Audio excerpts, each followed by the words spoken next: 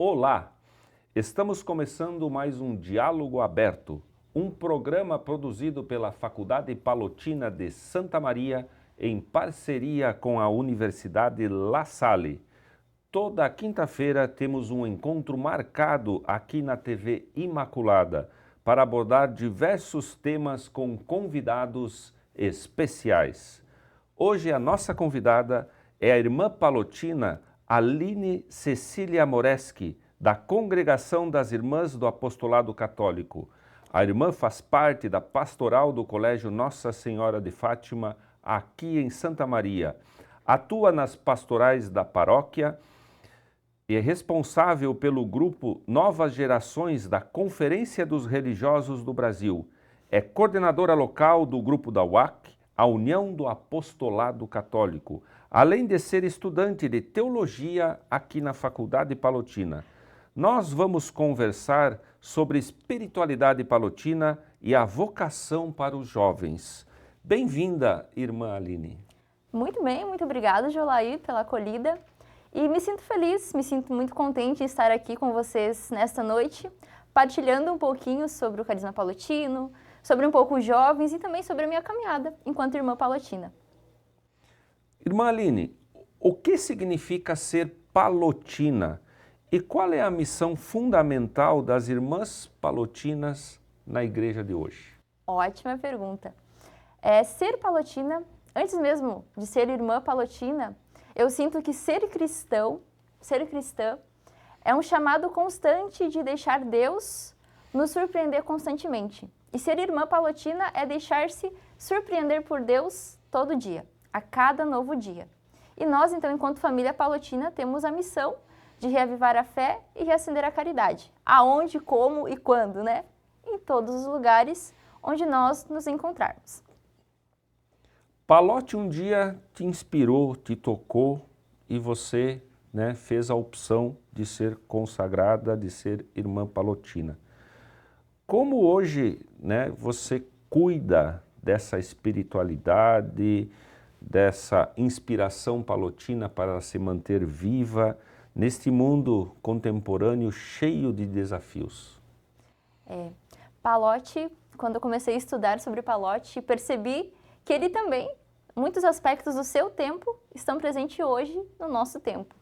Palote, então, ele viveu do ano 1795 a 1850 e foi um período, assim, de muitos desafios. E um deles foi a epidemia do cólera, a Revolução Francesa, então muitos fatores influenciaram muito na vida de São Vicente de Palote. E percebo que por meio de sua fé, ele conseguiu corresponder aos apelos de Deus no seu tempo. E hoje, relembrando Palote, com os olhos fixos, conscientes da nossa realidade, percebo que, de fato, Palote nos inspira O sonho de Palote era a união do apostolado católico, onde todos pudessem cooperar na evangelização. Então, percebo que a espiritualidade palotina, como um todo, é um chamado que motiva a todos, onde você se encontra com os seus dons, suas qualidades, talentos, na sua realidade, seja no colégio, faculdade, serviço, em casa, buscar a vontade de Deus e anunciar a boa nova do Evangelho, com muita criatividade, porque Palote foi muito criativo. Nesta perspectiva da espiritualidade palotina, centrada no Deus infinito amor, no apostolado universal, como isso pode tocar hoje o coração dos jovens? Palote possuía a sua espiritualidade centrada, tem até uma imagem, de Palote apontando para a cruz. E a cruz está Jesus. E Jesus nos aponta para Deus. E Deus nos leva ao encontro com o próximo. Então, essa centralidade da espiritualidade palotina no amor, o amor é o próprio Deus. E é Ele que nos move, nos alimenta, nos sustenta, nos inspira na missão. Então, hoje eu percebo que os jovens, eles buscam o testemunho. Então, como cativar os jovens por meio da espiritualidade palotina?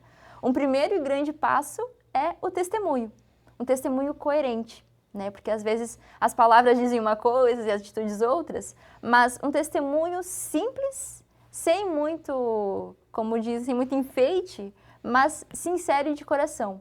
Então, por meio de um testemunho de uma vida simples, oração, até mesmo gestos de caridade, pequenos gestos que dizem muito. E isso os jovens percebem, eles percebem muito. Você pode falar uma coisa e seus olhos não dizem o que você fala, eles questionam, como assim? E eu percebo muito isso na minha realidade, como eu trabalho no colégio, também com os jovens da vida religiosa consagrada. Se a gente vai falar algum tema e eles percebem que aquilo, não estou convicto do que eu estou falando, eles percebem e ficam, tem certeza disso, irmã? Ah, não, pera, vamos de volta. Então, um testemunho coerente, né? Coerente com o Evangelho, coerente com os ensinamentos de Jesus e inspirados no carisma de Pallotti. Como tu bem falastes, né, estamos num tempo que tem bastante desafios aí, né? Precisamos do testemunho. E também vivemos um tempo com muitas distrações, ativismo, tantas coisas que os jovens precisam fazer, precisam dar conta, né? Em questão do mercado de trabalho, em questão de dar conta daquelas expectativas da família, da comunidade, né? Como a espiritualidade pallotina, como o carisma pallottino pode auxiliar esses jovens também, né, a viver isso tudo, mas sem muito desespero, sem muito atropelo? De fato, a vida se tornou muito mais prática devido às tecnologias, aos avanços em todos os sentidos. Mas a gente percebe, até mesmo quem está nos ouvindo neste momento, que às vezes falta tempo. A gente tem sempre a agenda lotada, compromisso, a gente está fazendo algo aqui, já está pensando no que vai fazer depois, o que vai fazer amanhã, o que vai ser de almoço, o que vai ser de janta. Enfim, a gente vive sempre projetando algo, né, na correria. Em relação aos jovens, eles também vivem, né, são influenciados por essa sociedade do ativismo, que faz parte da nossa realidade social. Então, como tornar uma espiritualidade mais acessível? Pallotti, ele nos ensina muito da memória prática cotidiana. Então, um meio, um caminho que a gente pode seguir é, em meio a essa correria, estou indo para o meu trabalho, estou indo para a escola, estou indo para algum lugar, eu estou sentado e dá um clique.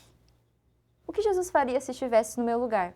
Então, Pallotti nos ensina a ter uma espiritualidade vivenciada em meio a esse caos que a gente vive às vezes, em meio a essa correria. Então, seja no serviço ou na missão que cada um realiza, pensar, em meio a esse barulho, agitação, pensar, o que Jesus faria se estivesse no meu lugar? O que Jesus faria se estivesse aqui neste momento? Como ele agiria? Como eu posso agir com o que eu tenho? Né? Então, um pouco nesse sentido. Uma grande questão hoje que surge sempre é a busca de sentido, né? Jovens, adultos, adolescentes, né? Todos estão nesta ânsia da busca do sentido. E como despertar isso através da vivência, né, do carisma pallottino, do reavivar a fé e reacender a caridade? Como despertar essa busca de sentido tendo presente a espiritualidade, tendo presente a oração, tendo presente a vida comunitária, o serviço na comunidade? Este tema sobre o sentido da vida, do meu ponto de vista, eu achava que ele surgiu assim, o auge dele foi depois da pandemia. E eu estou fazendo meu trabalho de conclusão de curso, e aí fui aprofundar um pouquinho mais sobre o sentido da vida, quando se começou a falar, por que se tem uma crise existencial e por que geralmente é o jovem que tem, né? Então, vários autores, que eu acabei lendo alguns artigos, eles dizem que a crise, né, essa busca pelo sentido da vida é algo que faz parte do ser humano. E não somente nos jovens, mas de modo especial nos jovens, porque eles já vivem pequenas transformações, tanto internas como externas, projeções de sonhos e tudo mais, né? Então, essa busca pelo sentido é algo próprio do ser humano, né? E aí vem a crise porque nós temos muitas opções, podemos escolher muitas coisas. E gostamos de muitas coisas ao mesmo tempo. Então, como filtrar aquilo que de fato é para mim e o que não é para mim? Aí entra a espiritualidade pallotina. O cultivo da oração pessoal. Pallotti, ele possuía muitas devoções de santos, muitas devoções pessoais. E aí, ele orienta, leia a bibliografia de um santo e busque imitar uma de suas virtudes. Então, um caminho, se inspirar nos santos. Né, como os santos viveram, como praticaram sua fé. Além do cultivo da Eucaristia, né, ter uma vida ativa e presente na vida eucarística da igreja, e também momentos de oração. né, de oração pessoal. Palote também tinha devoção à Rainha dos Apóstolos, à Mãe do Divino Amor. Então, o campo da linha da espiritualidade palotina é muito amplo e abrange todos os aspectos. Então, tem lugarzinho para todo mundo. Tu mencionaste agora na tua fala sobre os teus estudos, o teu TCC, tu está terminando o curso de teologia. Qual é a importância, né, dessa fundamentação teológica dentro de todo esse trabalho que tu faz lá na escola, na tua paróquia, com os jovens, com a vida religiosa? Eu percebo, devido à realidade onde eu trabalho e acompanho muitos jovens, que nós criamos paradigmas em relação às pessoas e aos jovens e acaba criando um rótulo em relação à juventude. E como eu convivo com diversas realidades, tanto pessoas mais experientes, pessoas que estão iniciando agora, e aí eu ficava muito intrigada com toda essa relação. E o velho ditado, os jovens não buscam, os jovens, né? Peraí, aí vou lá no documento da igreja, peraí, o Papa Francisco diz que os jovens são agora de Deus. Então, primeiro passo, conhecer a realidade desses jovens, né? Porque como eles são, a gente não pode colocar um jovem, qualquer pessoa, né? Não se pode colocar numa caixinha, porque todos são diferentes, por mais que vivenciem a mesma fé, criados pelos mesmos pais, os nossos irmãos, por exemplo, nós somos em 4 irmãos e cada um é extremamente diferente do outro. Então, a singularidade de cada um e como Deus também vai agindo em cada um. Então, a importância, por que eu escolhi esse tema, né? Porque para, de certa forma, tornar mais acessível e mais próximo, tanto dos jovens, tanto das pessoas, o carisma palotino. Porque ele é muito amplo, muito rico em todos os seus sentidos. E aproximá-lo das pessoas, de forma simples. Mostrar que é possível os jovens se aproximarem de Deus de formas simples, concretas no dia a dia. Muito obrigado, irmã Aline. Nós vamos para um breve intervalo. O Diálogo Aberto volta já. Não saia daí.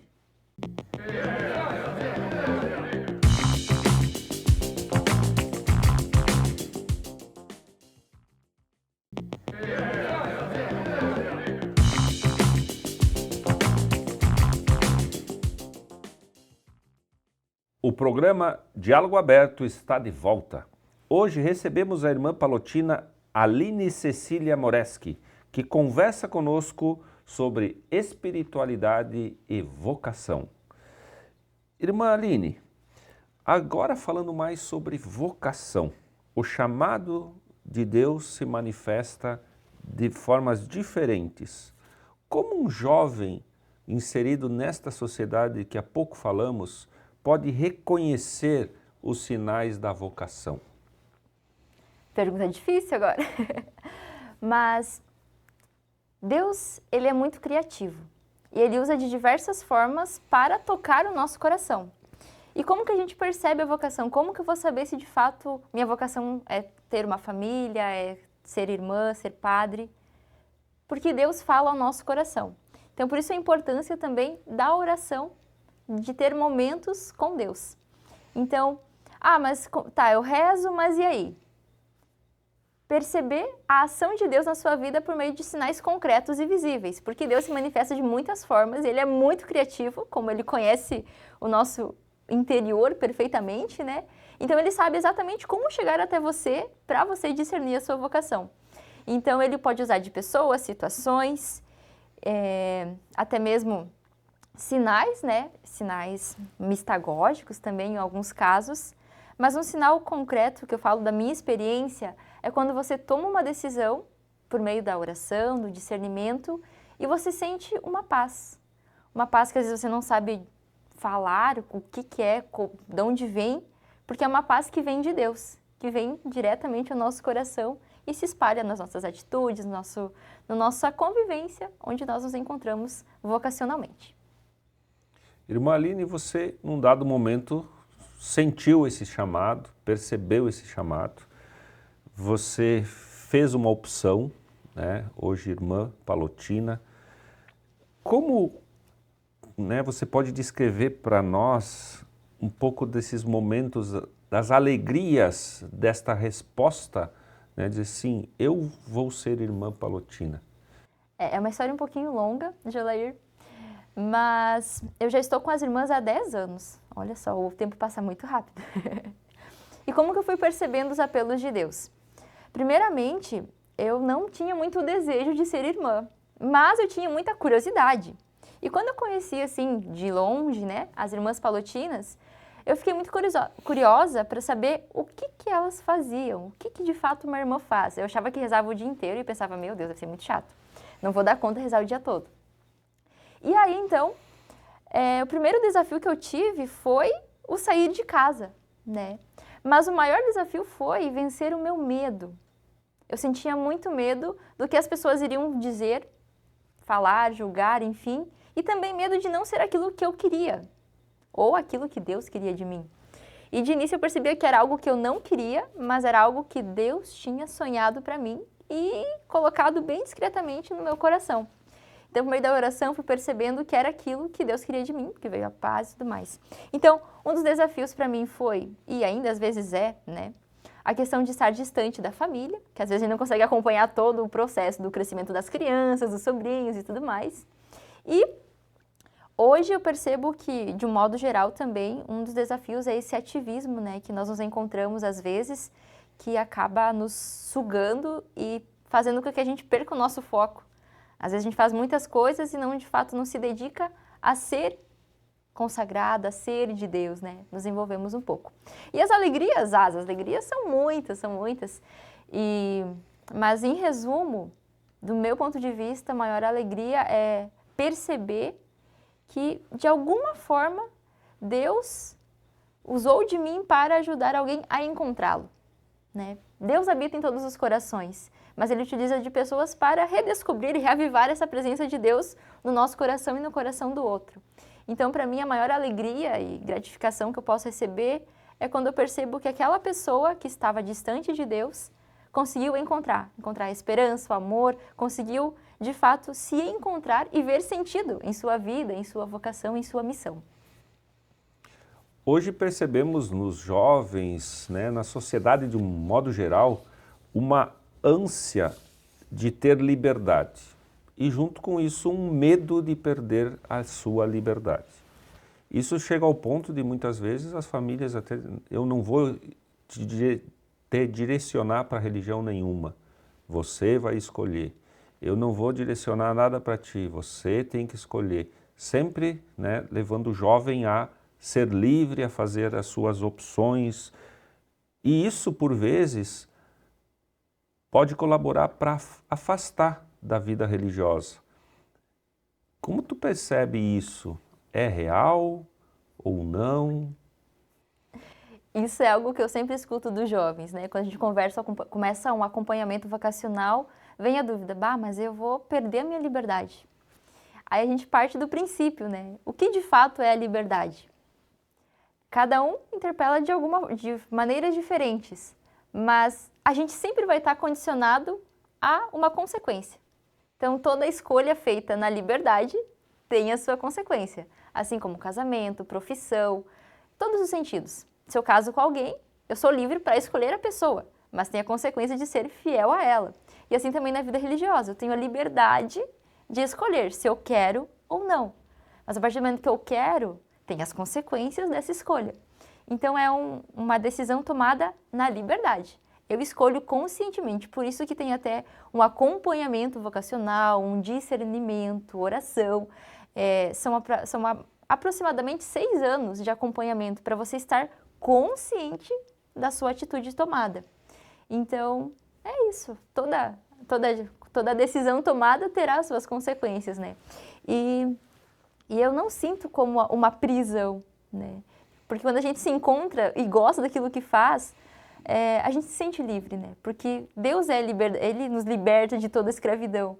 Então, quando estamos próximos de Deus, nos sentimos cada vez mais livres, independente das situações. Na vida religiosa, na vida consagrada, existe um acompanhamento espiritual, existe uma vida comunitária, existe, né, a oração muito forte.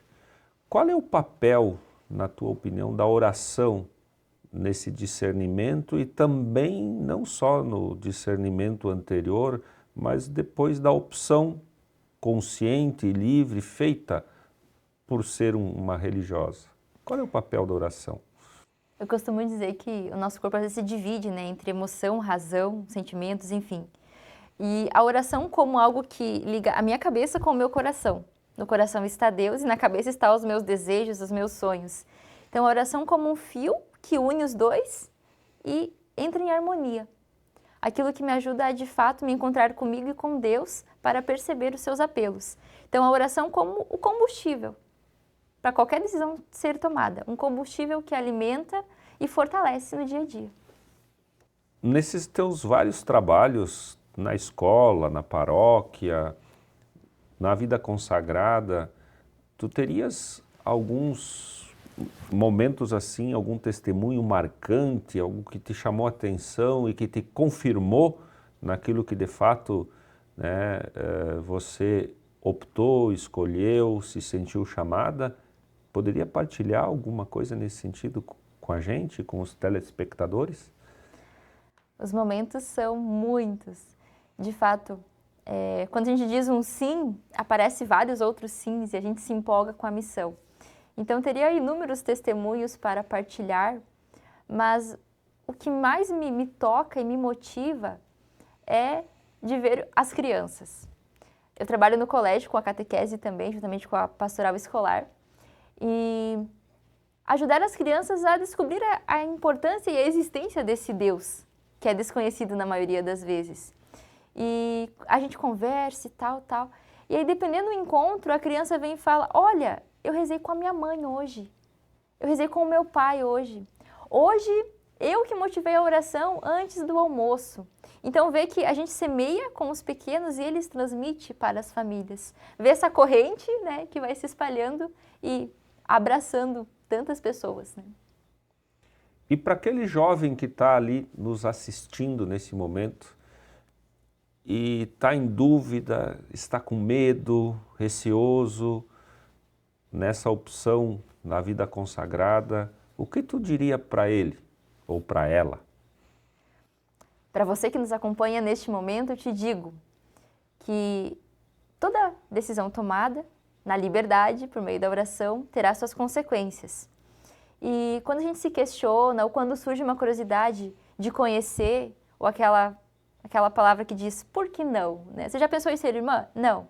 Mas e por que não? Porque sim, assim também na vida sacerdotal, no casamento, né? Por que não conhecer?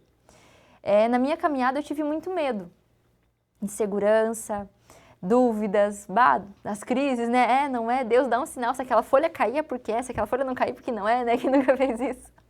Mas Deus vai dando sinais.